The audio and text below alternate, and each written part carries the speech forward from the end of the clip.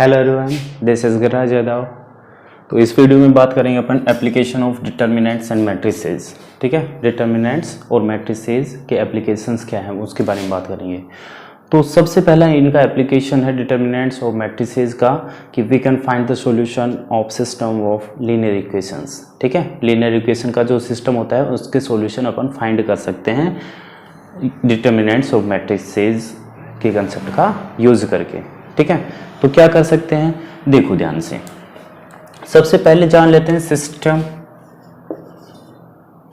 कितने टाइप का होता है लीनियर इक्वेशन का। ठीक है, सिस्टम मींस जैसे दो चार इक्वेशन लिख दी, लीनियर इक्वेशन लिख दी, तो उसको बोल देते हैं सिस्टम ऑफ लीनियर इक्वेशन। ठीक है, तो सिस्टम टू टाइप का होता है। एक तो होता है अपना consistent system of linear equation, एक होता है अपना इनकंसिस्टेंट। ठीक है, तो कंसिस्टेंट किसको बोलते हैं?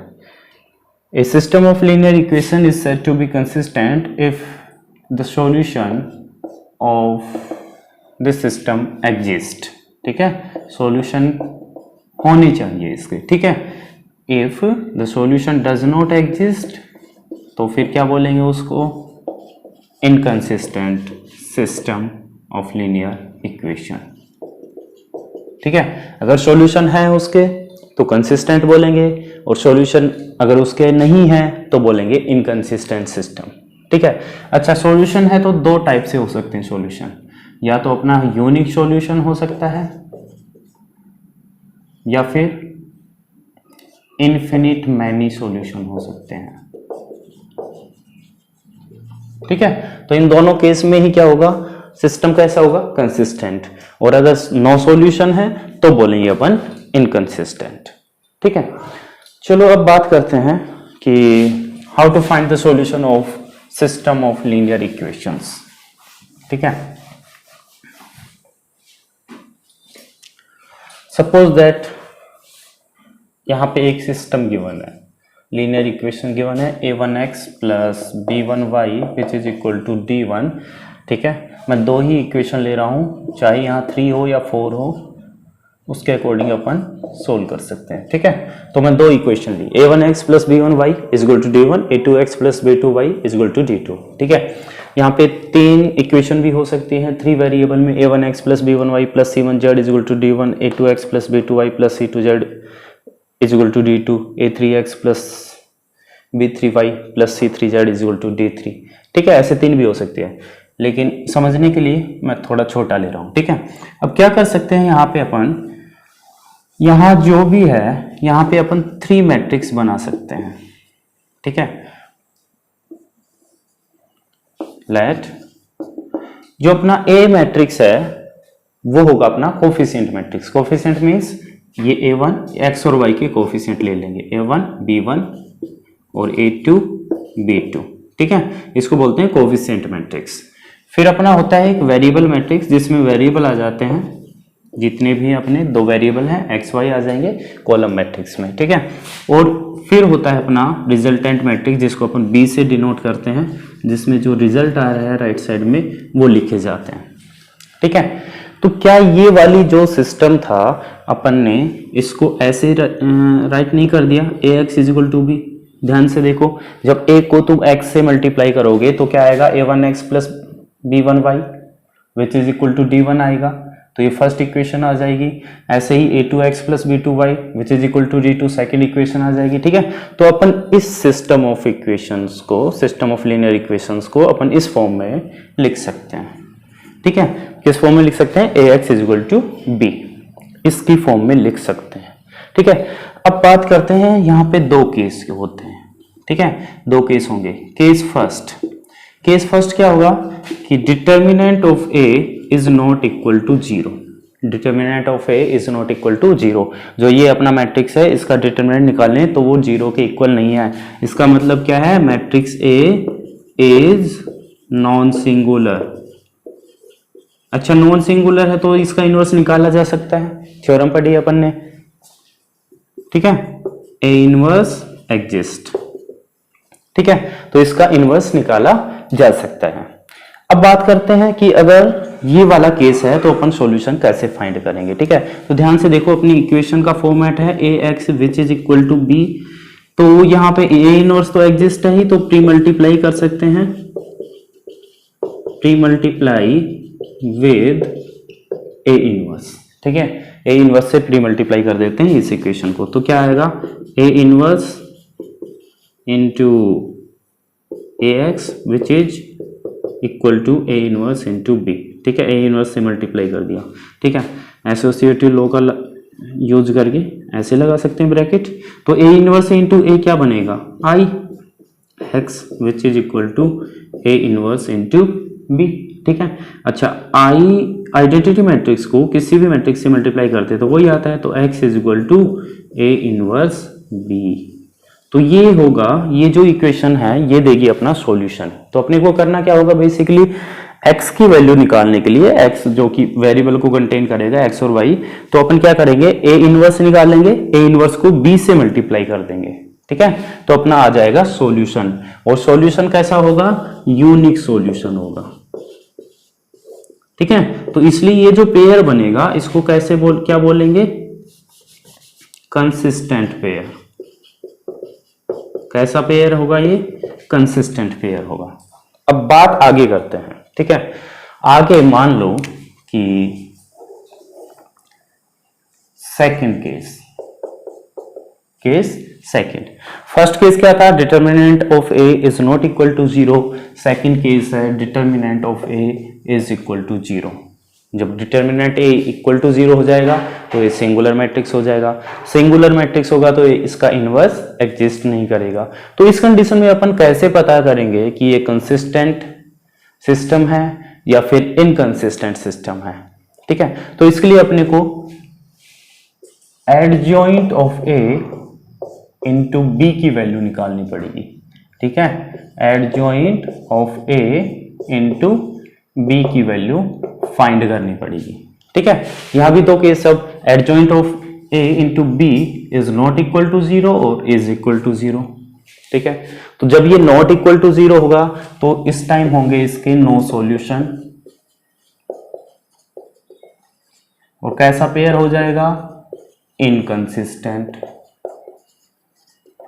अच्छा, जब ये इक्वल टू 0 होगा तो यहां पे अपन कंफ्यूजन वाली सिचुएशन पैदा हो जाएगी। यहां पे दैट मे बी कंसिस्टेंट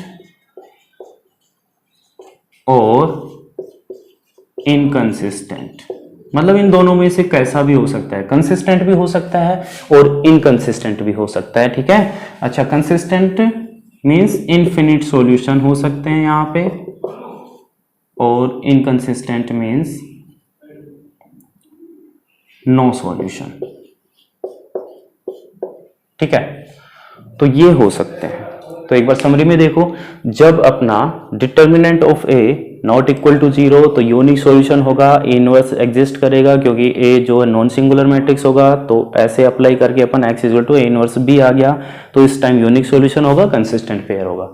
जब determinant of A is equal to 0 आ गया तो अपन क्या फाइंड करेंगे, adjoint of A into B find करेंगे। अगर वो नॉट इक्वल टू 0 है तो क्या आएगा, नो सॉल्यूशन, इनकंसिस्टेंट पेयर। और अगर adjoint of A into B है और इक्वल टू 0 है तो दैट में बी कंसिस्टेंट और इनकंसिस्टेंट। तो यहाँ पे अपना कंफ्यूजन वाली सिचुएशन रहेगी, वो अपना इन्फिनिट सॉल्यूशन भी दे सकता है और नो सॉल्यूशन भी दे सकता है, ठीक है। ओके, अब एक दो एग्जांपल ले लेते हैं थोड़ा सा बेटर अंडरस्टैंडिंग के लिए।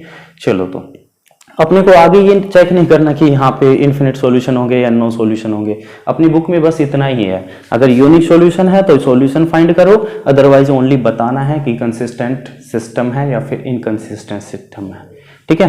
तो अपने अगर ऐसे पूछा कंसिस्टेंट है या इनकंसिस्टेंट तो अपन देखेंगे, अगर नॉट इक्वल टू 0 आ गया तो बोल देंगे कंसिस्टेंट है। अगर ये determinant of A equal to 0 आया लेकिन adjoint of A into B not equal to 0 आया तो बोलेंगे इनकंसिस्टेंट है। और ये भी अगर इक्वल टू 0 आ गया तो लिख देंगे दैट मे बी कंसिस्टेंट और इनकंसिस्टेंट बोथ, ठीक है। चलो, तो एक दो एग्जांपल ले लेते हैं, ठीक है।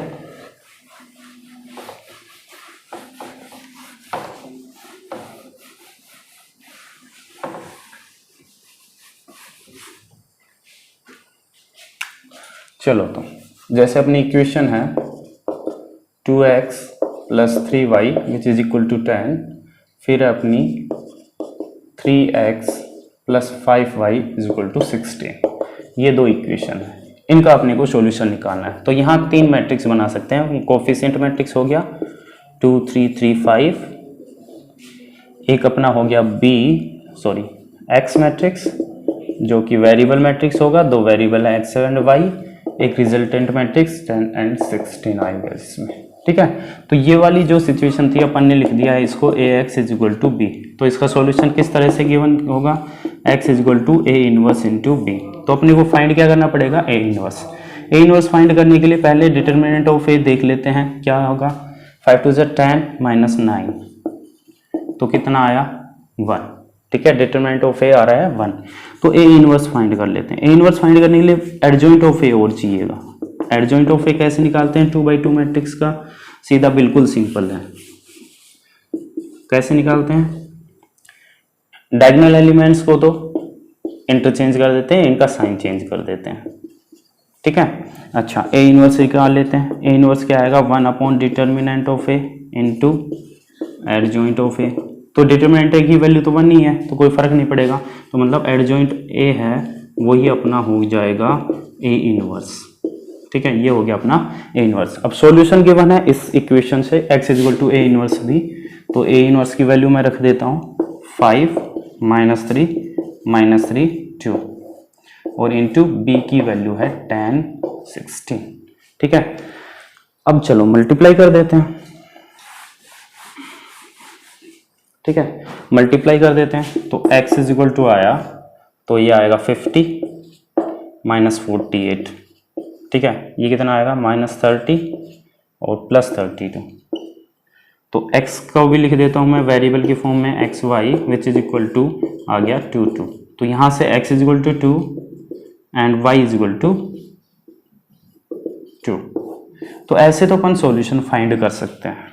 ठीक है, जैसे अपने पहले मैट्रिक्स बना लिया, कोफिशिएंट मैट्रिक्स, वेरिएबल मैट्रिक्स और रिजल्टेंट मैट्रिक्स। ठीक है, अब डिटरमिनेंट ए निकाला तो नॉट इक्वल टू 0 है, तो इसका मतलब इनवर्स एग्जिस्ट है और अपन सॉल्यूशन भी निकाल सकते हैं। यूनिक सॉल्यूशन होगा, कंसिस्टेंट पेयर होगा। ठीक है, तो अपन ने क्या किया, ए इनवर्स निकाला और फिर बी से मल्टीप्लाई कर दिया, अपना सॉल्यूशन आ गया। ठीक है, अच्छा अब एक एग्जांपल और ले लेते हैं।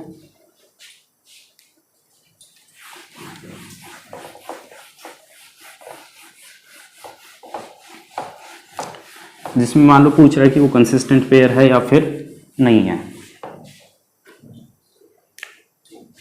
ठीक है, चलो तो जैसे अपनी इक्वेशन है x + y = 10, दूसरी इक्वेशन है 2x + 2y = 20।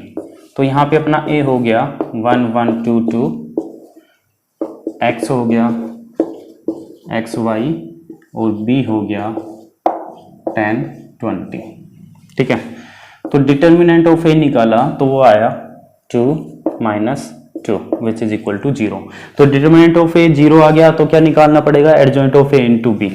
तो पहले एडजॉइंट ऑफ ए निकाल लेते हैं। एडजॉइंट ऑफ ए क्या आएगा, इन दोनों को रिप्लेस कर दो, तो ये 2 1 हुआ, इन दोनों का साइन चेंज होता है, ये आ गया। ठीक है, अच्छा अब adjoint of A into B कर लेते हैं, इंटू बी, तो ये आया 2 -1 -2 1 और b है अपना 10 20। ठीक है, तो कितना आया देखो 20 और ये -20, 0 आ गया, फिर -20 और +20, 0 आ गया, तो क्या आ गया 0 मैट्रिक्स आ गया। ठीक है, तो adjoint of a into B भी अपना 0 मैट्रिक्स आ गया। तो क्या बोलेंगे, that may be the system short में लिख रहा हूं, मे बी कंसिस्टेंट और इनकंसिस्टेंट।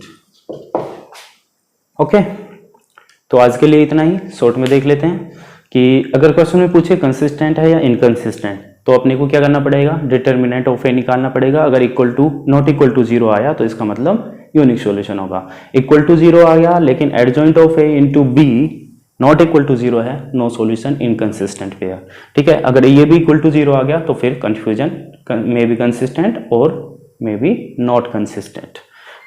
ठीक है, तो इतना हो गया।